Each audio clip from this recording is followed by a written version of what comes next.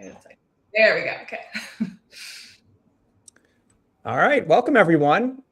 Today we're going to walk through a clear and repeatable system for smarter menu engineering and more profitable menu decisions. I'm thrilled to be joined by a great group today. First, we have Bill Lindsay, co-founder of Cogswell, someone that I've been fortunate to know for many, many years. He's worked with thousands of restaurant operators on cost control and inventory systems, and certainly on the forefront of restaurant and technology. And next we have Matt Wampler, co-founder of ClearCogs, focuses on applying advanced forecasting and menu analytics in a way that helps restaurants streamline operations, reduce costs, and increase profitability. And also joining me is a co-moderator, Lauren Keller, executive consultant and head of content at Winsome Marketing. All right, so let's get started here. Menu engineering is, at least for me, it's a term that most operators are familiar with. What we're going to do today is unpack how it moves from concept to a structured decision system, one that directly impacts pricing, positioning, long-term profitability. I think this is especially critical in an environment where I think pricing flexibility has tightened. I think we've topped out a lot of pricing increases on menus, and I think it's time that operators take time to figure out, how can I be more strategic? How can I become more profitable without simply just raising prices? I think there needs to be a much more strategic approach and much more thought behind it. So without further ado, we're going to jump right in and try to look at the foundations of menu engineering. So Bill, if you would, what is menu engineering in practical terms? Well, it's a great place to start, and thank you very much for putting this together. I think the important thing to understand is menu engineering has been around since the early 1980s. It started up in Michigan State. It was kind of distributed through Boston Consulting, but it's a fairly simple model if you think about it. It's really understanding demand or popularity and pricing or cost. So if you go through your menu and you determine the popular items in a category, and by popularity, that's defined as in the top 70%. So the bottom 30 are low popularity, the top 70 are considered high popularity. And then from a profit standpoint, there's an over-under. You get your average profit, and you're either high or low if you're more or less profitable than average. By doing that, you end up with 4 possible combinations of high, high, low, low, high, low, low, high that are generally referred to as stars, puzzles, plow horses, and dogs. So I'll take the easy ones first. Stars are popular and profitable. Dogs are not popular and not profitable. But the real area that you're struggling with are the puzzles and the plow horses. Plow horses you're selling a lot of and not making much profit. You know, maybe it's just a staple or an add-on in the menu that you can't really raise prices on. But the real struggle are the puzzles. And the puzzle is, here's a high margin item. How come we can't sell more of that item? And that begins the journey of menu engineering, is how do you engineer your menu, guest choice, and context, which is key to this entire riddle, to help people make decisions to buy the products that you want to sell them. It's not about raising and lowering prices initially. You can use that as a strategy later, but first you have to understand what the guest choices are. And that's where menu engineering is really, really effective in helping you really understand your business and what demand and profits are. I felt like for a long time with my business, one of the brands was Latin American concept, and items like Cuban sandwich, and we couldn't take them off, right? Those were the things that we thought were untouchable, and we didn't make much money on them. But I really felt at the time, I think I brought too much emotion into the conversation and often just said, well, I'm not going to be the most expensive. You know, this is what we're known for. I mean, do you find that's probably something that you see a lot? Yeah, quite a bit. And I think that it's because people think one-dimensionally. You know, it's the old analogy, are you playing checkers or chess? So let's just talk about a few easy techniques that you can use in order to drive more sales where you want them. If you've got a category of products, the first thing that you do is when you place them on the menu, you figure out if it's a physical menu, you figure out where the eye is going to go. And the traditional, the New York Times layout is you draw a diagonal line across your menu. The stuff in the top right is the stuff you want to sell. The stuff in the bottom left is the stuff you really don't care if you sell. Top right should be profitable. Whether it's popular or not is the key to menu engineering. And you do that by anchoring, decoying, and using what's called the compromise effect. So, imagine that you have 3 items that you're trying to sell. The compromise effect says most guests will choose the item in the middle. Yeah. So you want to make sure that the item that you really want to sell is that middle item, and then you drive demand to it by anchoring and decoys. Anchoring says, if you're selling steaks for like $40, $50, $60, put a $100 tomahawk on there, and all of a sudden that $60 steak looks very, very attractive. You're not going to sell too many tomahawks, but you really don't want to. It's just basically there to be an anchor. It sets context. It helps people identify value. And then when you get into decoy pricing, what you're really doing is it's not something you really want to sell. You're just manipulating the decision between the choices that people might make based on lower price and want to make based on higher price and hopefully more value. And I can get into specific things about that, but generally the mistake people make is they go straight to price. And price is the last thing that you manipulate. First, you manipulate choice, and then you test for elasticity and adjust pricing accordingly. Before we jump to Matt, and I want to talk about with Matt, what are some great tips and ways we can actually build out this information? Lauren, can we bring up the sheet that kind of walks you across like how do we get to the point where something is a puzzle or this or that? Like that's what, Bill, I would like to briefly touch on before we shift to really how do we build this thing. Yeah. For sure. There we go. If I could comment, rule number 1, apples to apples, oranges to oranges. Put things in reasonable categories. So if the guest is going to order a steak, which steak will they order? If you're a breakfast place, which omelet do you want them to buy? So first, put things in categories so that you're mixing things and manipulating guest choice within that particular category. But I think the part that Matt has been really focusing on is how can we more quickly get to this information and provide some context so that people can see how they measure up. The report that's on the screen now is a Cogswell report. It's all numbers, but quite frankly, at some point you have to understand the numbers. But what you do with that information is the important part. And that's where I think Matt comes in at ClearCogs. Right. So Matt, I whether or not a brand has this specific access right to this type of report, whatever system, how do I build this whole thing, right? Like how do I take all this information, collate it, so I can actually try to make some decisions? So I love Bill on this, right? He says, is it checkers or chess? And then he goes on to describe chess, and he makes it sound so easy and elegant. The reality is, for most of us, myself included, I didn't know how to play chess, so I played checkers, right? We just raised prices by a quarter here or there. We didn't know about rearranging the menu or any of that. I think one of the things that we're here to talk about today is how does AI actually help us do this?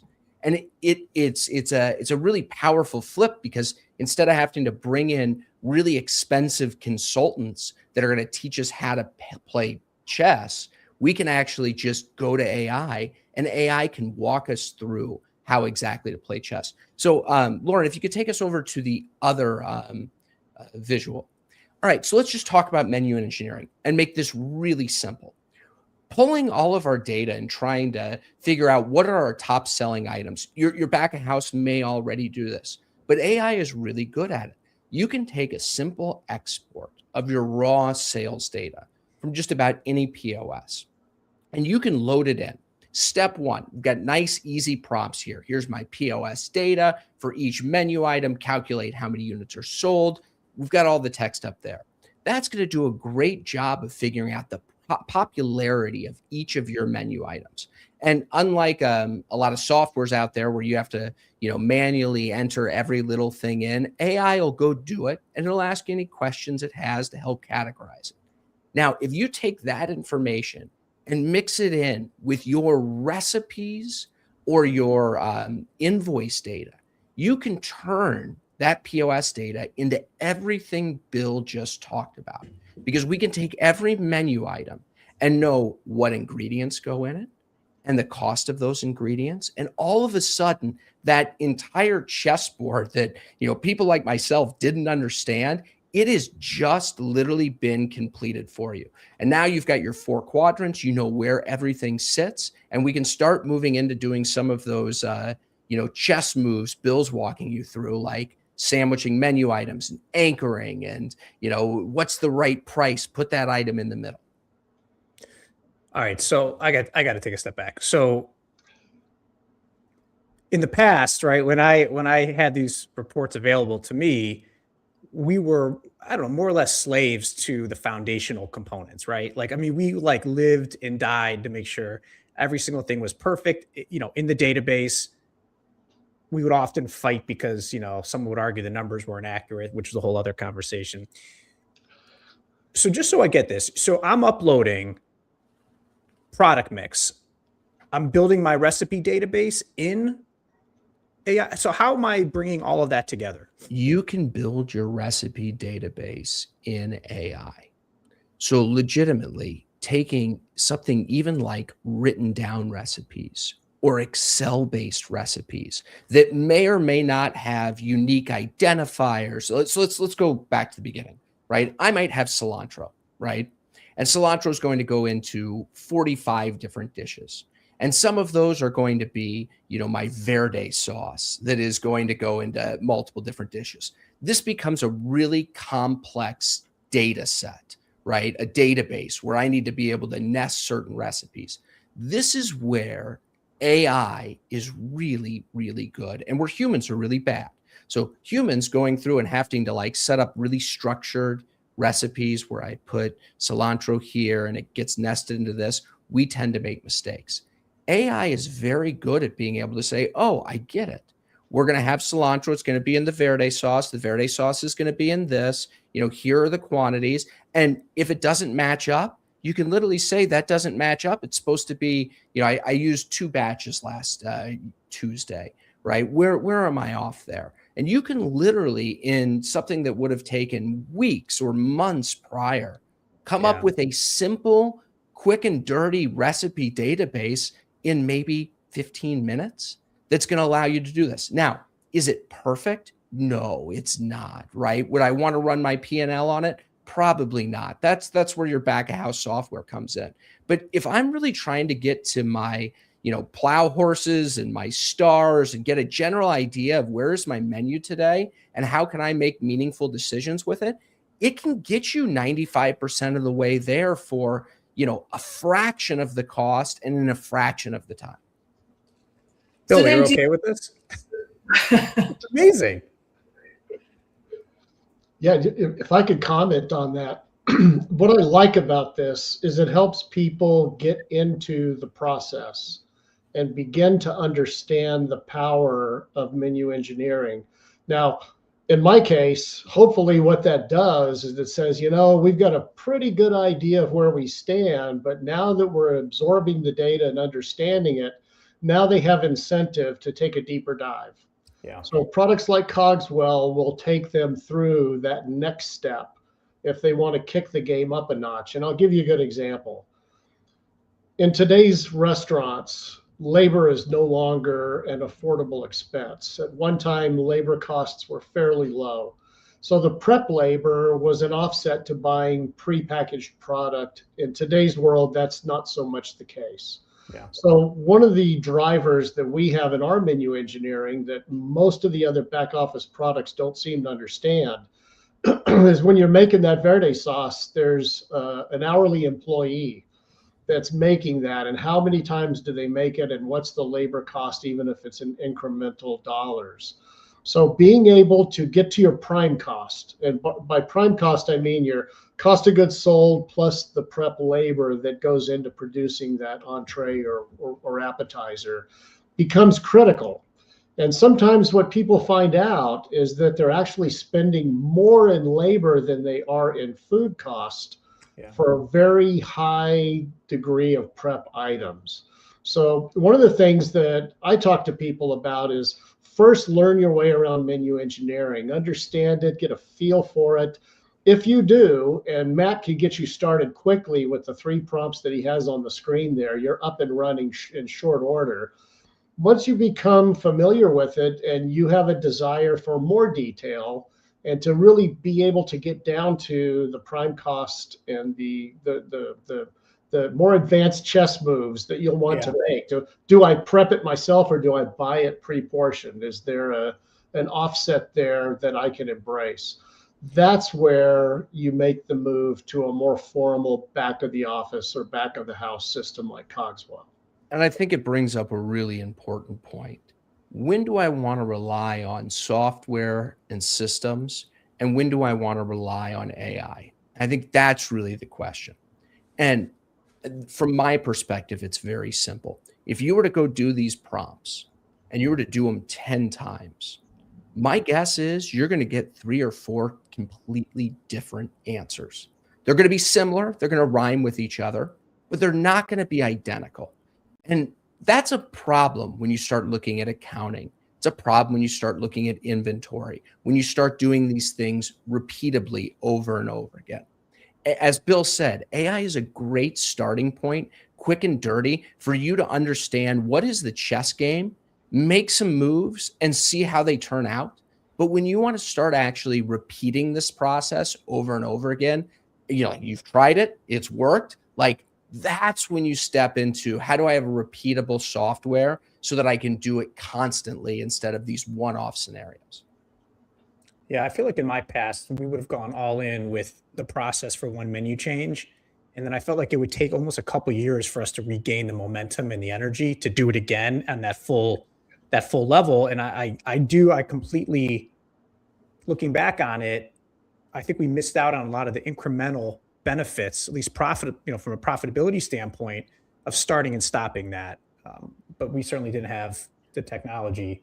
We see it time and time again that setting up and maintaining these systems can be difficult. And there's a fatigue that's associated with it. And if there's not a light at the end of the tunnel that is going to work, it's hard to get there. And I think that this is finally one of those ways. I'm sure you guys have both dealt with it in the past. You have to get people really aligned that this is going to work and the belief in it before they do it. Usually that's because they were at another company that had done it and seen the output, and so they were willing to make the sacrifice. This has just lowered that hurdle so much that you can get a taste of it and learn how to play chess without having done it before. Let me add one other comment to that. Too often, I think people get caught up in the minutia. If you have a section of the menu that are steaks, and you read the caption underneath the steaks, all of our steaks come with this, that, and the other, and they all have a sprig of parsley and a cherry tomato on them. Skip all that. Just put the steak on the plate, so to speak. Deal with what we used to call center plate costing or protein costing, and put the steaks in and run your menu engineering. All that other stuff you're going to get with every item in the category. The variable is the cut of meat, the cost, and of course the prep labor that goes into if you're cutting your own steaks or buying them pre-portioned. You can get all of these benefits without detailed recipes by just putting prime costing on the center of the plate protein items. That's one. Don't shoot for the moon. Let's just get in orbit. Thing number 2, once you get that report that you showed earlier, drop that into AI and say, okay, where do I have opportunity for elasticity? And elasticity, there's pricing elasticity and there's demand elasticity. Where AI will come into play, where we haven't been able to do this in the past, is what happens if I raise the price $2 on this steak? and it's going to change the demand. Your demand elasticity is going to be affected. And so if the guest doesn't order the ribeye, what will they order? Well, it's the next item in the tier for popularity that is a lower price point. Well, now you know how to sandwich the steak you want them to buy, because you know what's more expensive, you know what's less expensive. The art to it is, how do you make that middle item a higher margin so that you get a yield for that drive to sales? Sending this to AI and asking them to make some predictions is where you can really get into an advanced game. And I'll give you another example. One of the things that ClearCogs does really, really well is it understands demand by ingredient. They use it to forecast prep and ordering. So take that same mindset and say, okay, if I change the price of this, how will it affect demand? And if it does, what are people more or less apt to order instead? You can use that as a lever in order to manipulate the outcome that you're looking for if you know the numbers. That's where AI will take you forward, is to provide you with a roadmap on what the next steps are. You agree with that, Matt? Yeah, I mean, I put it really simple. AI is really good at detecting patterns, right? When you get on Google and you start typing something in and it predicts the next word, that autocomplete, that is AI predicting what the next word in the sequence will be. If you were to upload, let's say a week's worth of POS transaction data, right? And you were to say, I'm going to make a change at the end of the week, right? You can then, it's literally predicting what should happen next. So whatever happens and whatever changes are there, it's going to notice because it was expecting it to be different. So whether it is I'm changing the order of the menu items, whether it is I'm changing my prices, these were all black boxes that we all used to do and then say, I think it worked, but weren't That's really what I was going to add. Yeah, I guessed it was. I guessed, right? If we 15% less of this, what happens? How often do we raise something a quarter or just offset, a new labor price increase and, found out that that menu item went down. And then all of a sudden you're sitting there on an Excel spreadsheet trying to figure out, well, did my profitability stay the same? Did I lose out? What happened? AI can do that stuff instantaneously. So being able to A/B test whatever it is that you did is incredibly beneficial. And the last thing I'll throw in there is doing one A/B test, you can probably do on your own, but without AI, I mean, this makes it easier. But imagine if I A/B tested changing the menu price and then I moved it in the menu, right? And then I added a limited time offering, because this is what restaurants are doing every day. I've got 3 layers of complexity there that is really hard for a human being to, create any judgment from. Being able to have a continuous conversation with AI and upload new files with your sales data and ask it what changed is incredibly powerful. Yeah, I remember having like multiple sheets in front of me and having to like kind of, keep track to at least just even figure out the migration of 1 or 2 items, what happened. And even then I wasn't very confident that I understood really where it was going. I'm going to shift here for a second. So Bill, let's assume, okay, for the moment, I've built, maybe I wasn't really focused on menu engineering prior to this conversation. I've now figured out, all right, I've built enough information that I can bring a report that I trust. It has the information, at least for me to get started for this first round, and then I'm going to hopefully evolve it over time. What am I looking at first? What is my first? So if I have this report that I built, where do I go from there? What am I looking at? Well, first off, you want to sort on popularity. The most popular items will have the most impact for any changes or adjustments that you make in pricing or cost, just because of the relative weight that they have in their category.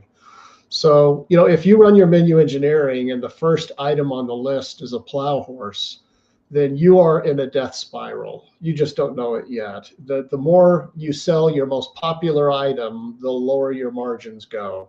Yeah. So you start with the obvious stuff. You make sure that you have stars at the top, plow horses and puzzles in the middle, and dogs at the bottom.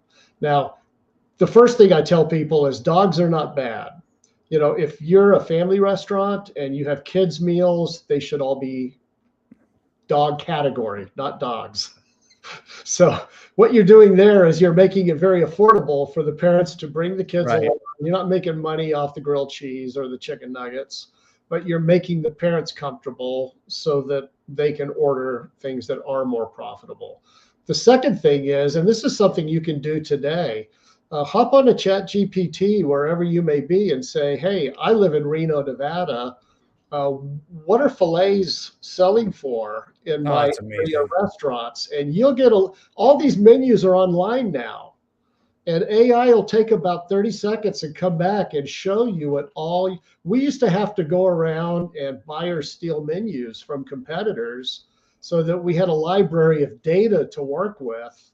I would go into a restaurant and have a sandwich and push the menu down my pants if they wouldn't let me have one and try to walk out with it. I got some great stories on that one, but the point is that a lot of this data is now available online. So it's not just feeding data to AI and saying, what'll I do? It's asking AI to collect data on your local market. I put that in one time just to see what would happen. And I was shocked at the diversity of pricing for a 10 or 12 ounce filet in my market. I mean, there was a $25 spread at that point in time. So what that does is it also helps you say, well, what about restaurants that are within walking distance of my restaurant? What are they charging for similar items? And you start collecting this information, and then you ask AI, well, with my menu engineering, where's opportunity for rearranging the menu, setting an anchor, sandwiching things for the compromise effect. People will always choose what's in the middle. It's just human nature. High, low, medium will go medium. So you start moving in that direction. And the real trick is, how do you sell more puzzles? The puzzles are profitable, but not as popular as you want them to be. Maybe it's how you have built the recipe. Maybe people don't want, whatever the ingredient may be. Maybe they don't like avocados, and you can now make avocado an add-on and charge 50 cents for it.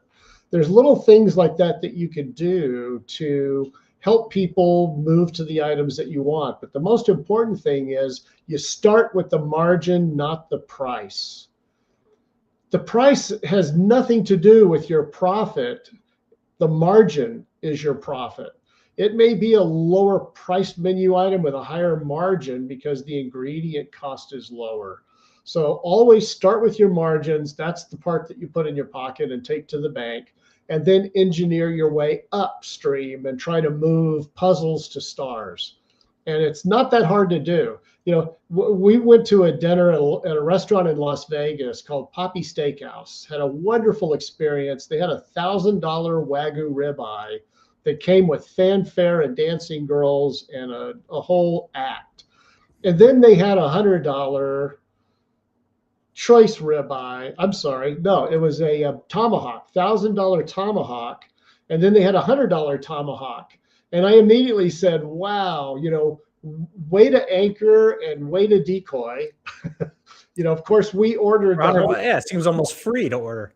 It seemed like we were getting a bargain there. It's like, wow, 4 of us could eat that tomahawk and be happy. So there are very practical. You'll start to see this at other menus for savvy operators. And that's where you can go to AI and say, I need some guidance and suggestions. How can I rearrange my menu? Is there price elasticity? And remember, price elasticity is different than demand elasticity.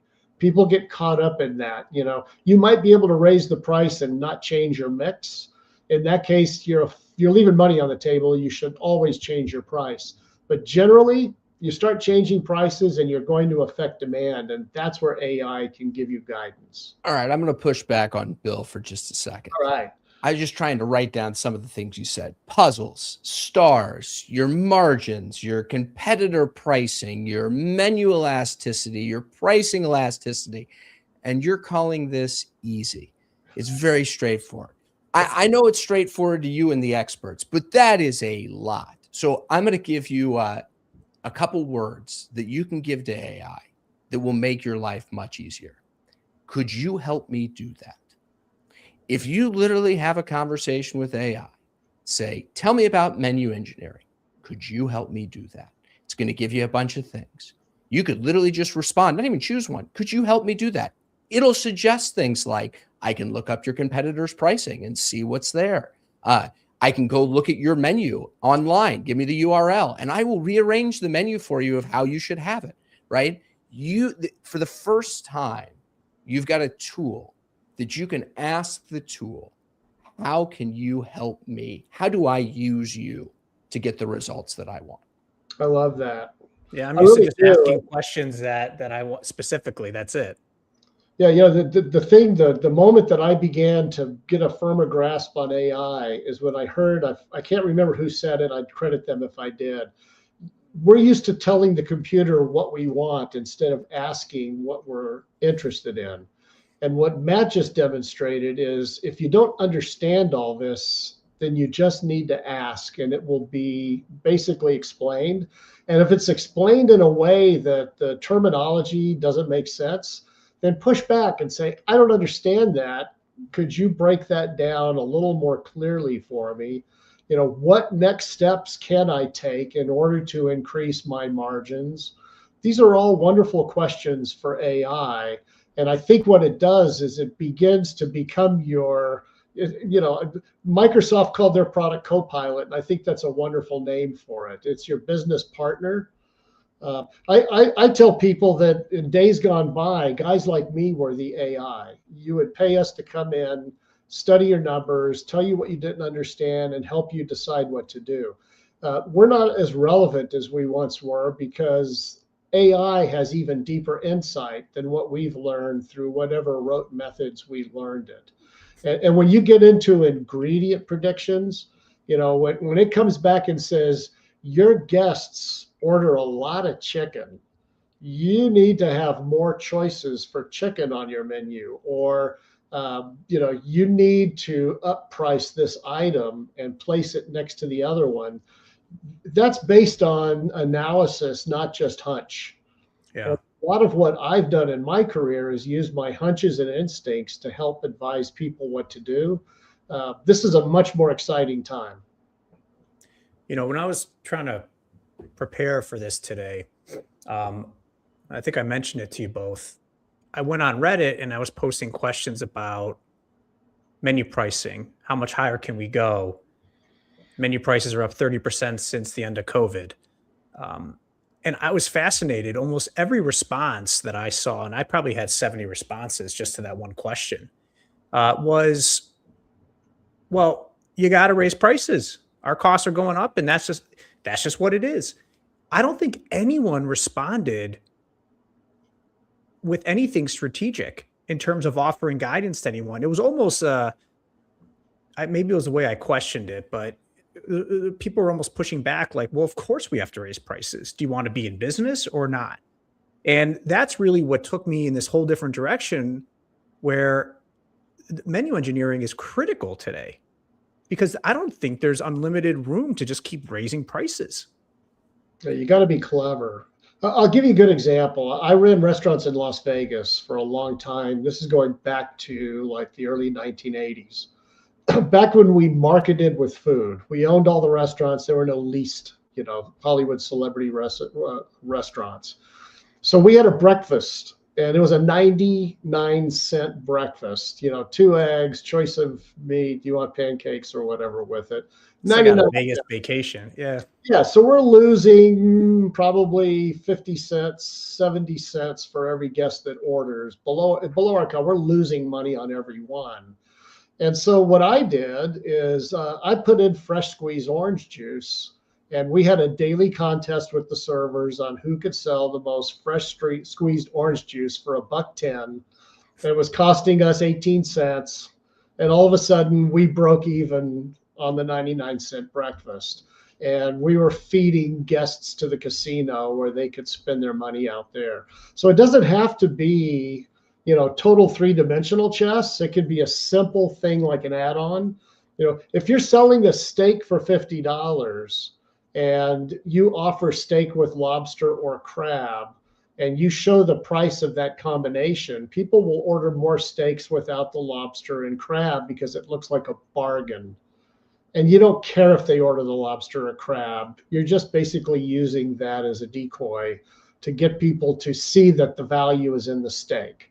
So there's a lot of that stuff that AI can advise you on that will help you be more strategic in those kinds of positions. Yeah, and look, and I throw out there, I talk to so many restaurants, they all think that they're doing a good job. And in fairness, they probably are doing a good job relative to other restaurants, right? But the fact of the matter is, we as an industry have run inefficiently for so long. We've sat here and said, yeah, of course, my actuals and theoretical food costs, there's only a 2 percentage point gap or a 3 percentage point gap, but we're really good. The fact of the matter is, we're leaving percentage points on the bottom line in an industry where every percentage point means the difference between making payroll, going out of business, or, thriving. And I sit here and I think, AI is driving cars for us. AI is landing rocket boosters on, barges in the sea. I mean, they're putting computer chips in people's brain. And yet, for the vast majority of us, we are running our restaurants based on gut feel. We're making a price increase of a quarter because that's what we've always done. If you don't think that you can take this technology that, other industries are leveraging to, again, computer chips into people's brains, driving cars, landing rockets, to get your menu organized in a way that's going to drive more profitability, to figure out the right price for an item, like to help get the right amount of prep done in advance. AI is a really powerful tool, and the operators that are going to succeed in a tough time, like Andy had talked about, are going to be the ones that actually innovate in the way they operate efficiently, not necessarily in those that just hike prices. Well, and I'm curious too, so how often would you recommend looking at these numbers? So, we have a democratization of information with AI. So what makes sense for how often do I audit this? What changes can I make weekly, monthly, quarterly? Like what does that look like to you? Well, I'm going to let Bill answer the ongoing question, but I'm going to say the first question you got to answer is, do I have a problem? Right? And using AI to do a once over to say, hey, what are my top 3 menu items, in terms of sales? Give it the proteins, determine whether it's one of those plow horses or dogs, and you've got a problem that you need to solve, right? Like, that's a great one for AI. Now, past that, I turn it over to Bill. Bill's the master at how do you do this on an ongoing basis so that you keep, moving the ship in the right direction. Yeah, I think the first answer is you don't want to look at a snapshot. You want to look at a long-term trend. So, 30, 60, 90 days ideally for menu engineering to really understand, because that flattens out weather patterns and special events and holidays and other things that play into it. The second Hey, Bill, interject there though, real quick. How do I find out if I have a problem today? Can I look at a week? Obviously it's great to look at multiple months, but if I'm a restaurant and I want to know, do I have a problem? How do I go about doing that? Yeah, the first question I would ask myself is, was this an average week? If you live in the Northeast, they got dumped on with a lot of snow. It was all that was left after we got done with it out here on the West Coast, because it's been a hell of a couple of weeks for everybody.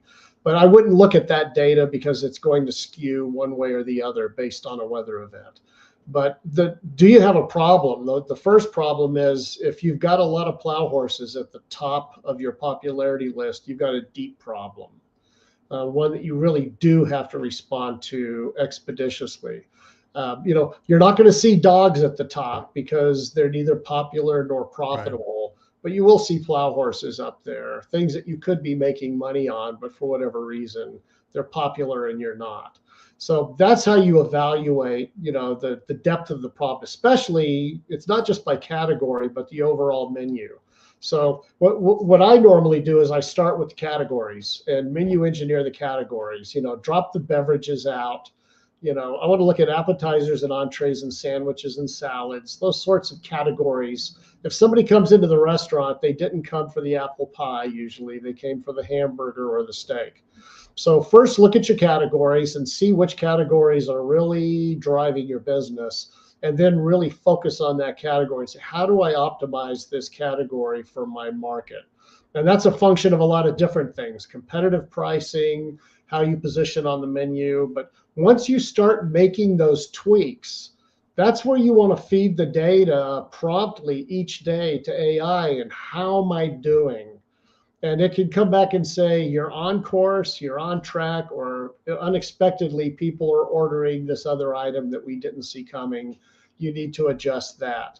So you get into a period right after making a change where you're watching it pretty much on a daily basis just to see if you're moving in the right direction. And I think the last thing that I would say is, you don't want your guests to come in and every time they come in, there's another price on the menu. It gets confusing. I don't know about you, but I go to certain restaurants specifically for a certain thing that I really enjoy there. And if I go in and every time I go in, it's $1 more or 20 cents less, it's like, what's happening here? Not to mention print cost if it's a printed menu. So you want to move in a controlled manner. You want to do your A/B testing to see how you're performing. And I think that's where you want to just feed it to AI and just say, I don't want to stare at this for an hour and try to come up with a conclusion. I want to drop it into a prompt and have it tell me exactly what's happening here. Can you explain, and maybe Matt, the A/B testing? Can you just explain that a little bit more? Yeah, and I'm going to break it into two different things. Bill said feed it into AI. So let's talk about some practical tips of how you feed it into AI. You can have a chat with AI, ChatGPT. You can have multiple chats. AI does get confused. So the more things you're doing in one chat, the more confused it gets. So let's say we wanted to track our top selling items, right? Let's say we're looking at steak and I want to know ribeyes. Creating a chat for ribeyes, uploading your data, let's say here's my sales data yesterday, what's going on with ribeyes. Keep that as one chat and then feed it data for the next day and ask it about ribeyes, because it will do a much better job if you have a consistent thread of what you're talking about than if you're trying to ask lots of different questions about different aspects of your menu engineering in one thread. Now, one of those threads is likely going to be an A/B test. A/B tests are a way of saying what happened before something changed and what were the results after something changed. This is something we do in marketing quite a bit. I ran a new ad. How did that drive more traffic? How many people took that ad? So we love to do A/B tests. Let's say we were moving a menu item like Bill was talking about. Instead of being the first item, we wanted to sell more. We would like to put it in the middle and sandwich it between a few things. You could go take, let's say, a week's worth of data, a month's worth, whatever you can get as far as data goes on your sales of that item, put it into AI. Say, I'm going to make a change. Here's the change. I'm going to move it as a menu item, right? I would like to see if there is a measurable change in my customers' behavior as a result of this menu change, right?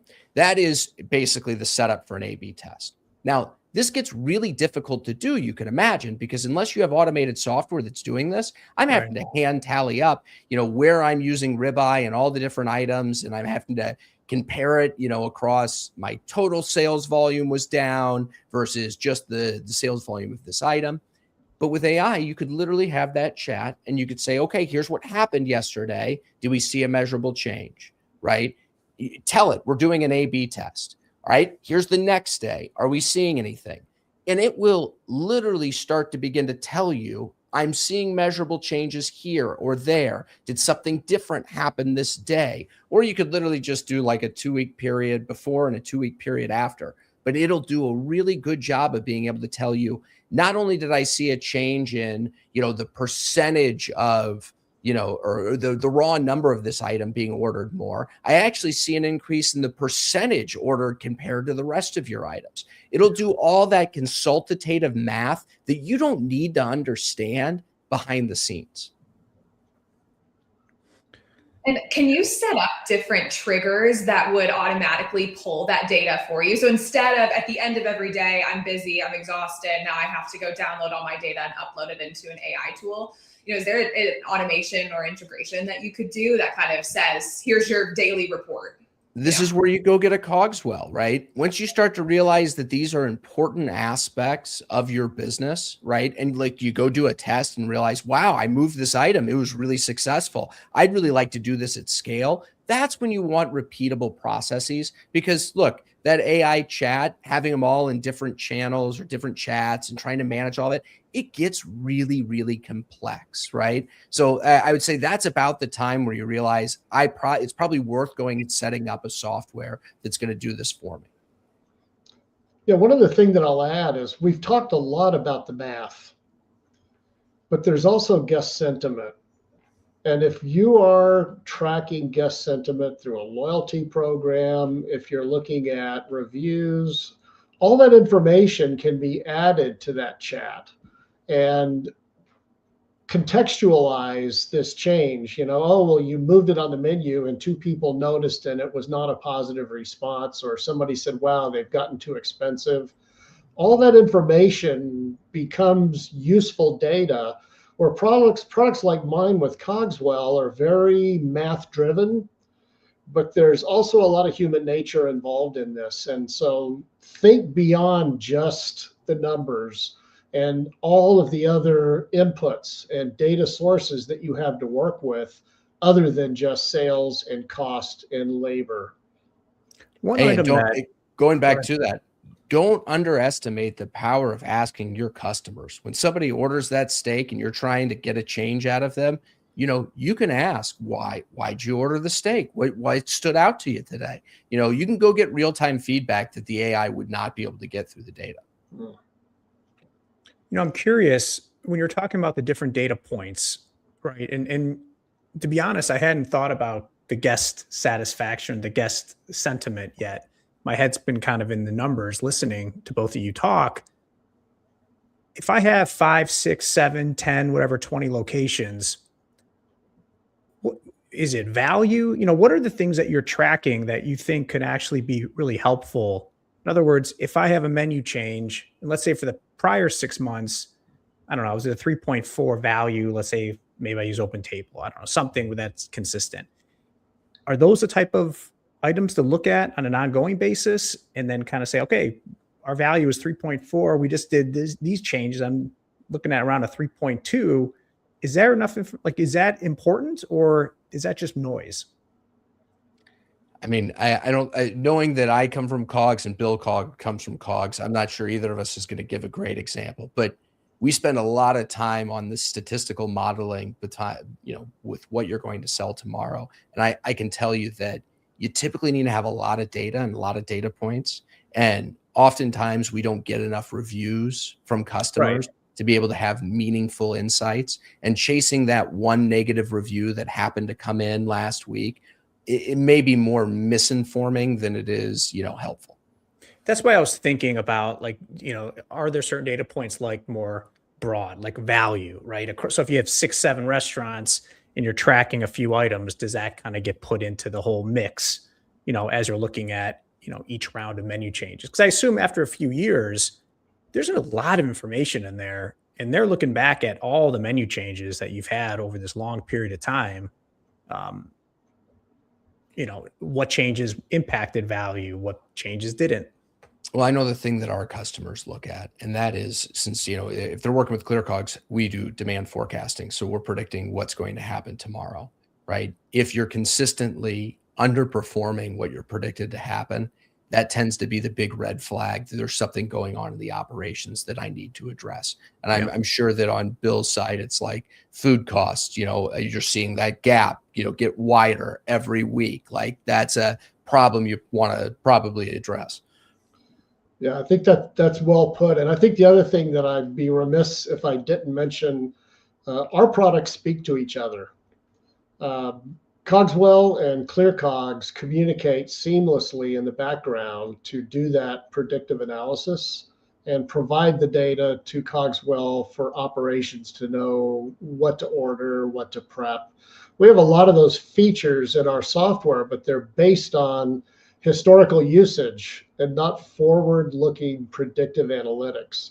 So if you're already doing if you're already doing usage projections, we normally sell 10, we'll probably sell 10 tomorrow, and that works for you, great. But if you're in a volatile business market where you need a product like ClearCogs to analyze the data, and literally we've set up an API where ClearCogs can pull all of the relevant data they need into their engine, provide the predictive analytics, and push back the results for implementation in Cogswell. Now you've moved into another level. And I think the other part too, Andy, you were asking earlier, how important is it? That's a good question for AI. In my restaurant, how important is it? Begin to start thinking about the questions you're going to ask instead of the answers that you need. And you might be surprised what you learn. So if I make decisions where I want to take my menu for this next reprint, from an execution standpoint, I have to prepare and design the menu, right, to support the objectives. Is that something that AI can help you with? Yeah, I would say it can help you, but I would not get too, I wouldn't just follow it, right? It's good at helping you come up with ideas of things you might be able to do for your menu. And it's really good at saying, okay, I made these changes. Did they work or did they not work, right? But nobody knows your business like you do. And all that soft stuff that's not in the data, those relationships you have with the customers, the things you did 5 years ago that you saw work and not work, it doesn't know those. It doesn't have that context. So we're not at a point today with AI that you can just say, here's my data. Tell me what I should do to run my restaurant. But you certainly can finally have clarity on the decisions you make and how the outcomes of those decisions play out. Yeah, I call that the Jesus take the wheel effect. You're not just going to what should I do? You still have to evaluate and use your business sense. But, there's simple rules that you can learn. And if you ask AI to teach you about anchoring, about decoy. That's kind of where I was going. I don't think I framed it right, but yeah. Yeah, they're not difficult things to understand, but I think what you will find is that AI is better at explaining them concisely than I could do justice in a conversation like this. The nice part about AI is you can talk with it and say, I don't get that, try again. Or that isn't clear to me, can you put it another way, and getting another response until it does sink in. But these are all proven, tried and true techniques, anchoring, decoy items and pricing, the compromise effect. Those are pretty much the standards, and understanding how to apply them and what you should expect. And then, as Matt said, A/B test it. How are we doing? Are we on track? Are you seeing an effect? Is it driving more sales? Is it increasing our profit? And again, I can't emphasize enough, don't start with price, start with margin. Margin makes it all very clear. Price is very confusing. Look at the profit margin and then make adjustments from there. Also, if Jesus applies to be your manager, I fully support him taking the wheel. I hear he does wonderful things with food costs, can make bread and fish go a long way. And very good. I like that. In terms of, I was thinking a little bit about, I know ClearCogs, you guys will literally provide prep sheets for the day, right? There's a lot of layers to execution, right? You've made these decisions. You've done all this work. Let's assume that the menu design, you're adhering to some tried and true design. Your eyes go here, then they go here. You box things in. All the basic stuff you do. But there's a lot of layers in there to actually implement a menu change and to do it well. I mean, Matt, I know that you're not on the operations side of the conversation, but how are you developing these prep? How are you getting all this information that they now need to layer into their operation? Yeah. So look, again, AI is really good at patterns, and these models, these chat GPTs, Claude, these are language patterns, and it's very good at predicting the next word in a sequence. There are other models, probabilistic, statistical, machine learning models that deal with numbers, what the next number is in the sequence. To go through all of this work that we've talked about and to get the menu laid out just perfectly and the pricing on, right? And then to just get it wrong and prep too many steaks and throw them away and have our food costs go through the roof is heartbreaking. And today, as you talked about, efficiency and menu pricing and customers, like, we can't afford to make these mistakes. And so, it was fundamentally my belief and the belief of many other restaurants we work with that if I knew what was going to happen today, I would have made better decisions in advance. And so AI is really good at allowing restaurants to know what they need to do in advance. And it's one of those, it's not something you can feed into a large language model. It's a different discipline, but at the same time, working with a ClearCogs or any of these demand planning, prescriptive analytics companies, you can start to make smarter decisions of what to prep, what to order, who to staff in advance so that, you run more efficiently. So Bill, what are some of the top mistakes aside from pricing, the top mistakes that you've seen in your many years of being in this space that restaurants make when it comes to this type of decision making and strategic thinking? There's some big ones that occur where somebody will create a menu item that has an ingredient that's only used in that one menu item. So that's an easy one. The second one is, what's the prep burden, the labor cost of another round of batch prep that's got to be timed and dated and fresh, and do we make it a day ahead or the day of? So it can get very, very deep in that respect. But generally what I tell people is take a look at the menu that you have today. And if you come up with a new menu item, try to make it with the ingredients that are already in the restaurant. And AI is good at making suggestions for menu items based on what you already have in the restaurant. Look competitively at what's happening in your general area. If there's a place down the street that's a family run, been there forever steakhouse, think twice about trying to compete with them for the emotional appeal to come to your restaurant instead. But more so than anything else, I think the biggest mistake people make is they don't do anything, or they just simply do the old, we're going to put 50 cents on everything and see what happens. And it changes. I think you and I had this conversation before. When I was running restaurants, if you raise the price of coffee a nickel, you'd hear about it. And today, you don't pay less than $1 for a cup of coffee. That's heresy. People would absolutely go crazy for a beverage price change. That's changed. So you've got to be adaptable. And I think that more importantly, you've got to know what questions to ask AI to help guide you in the right direction, and then monitor the results and report back whether you're actually achieving your desired goals. It's great answers. One thing sticks out to me. So Matt, what Bill was saying, it almost seems like all this information, if you've worked this process, a few menu change rounds,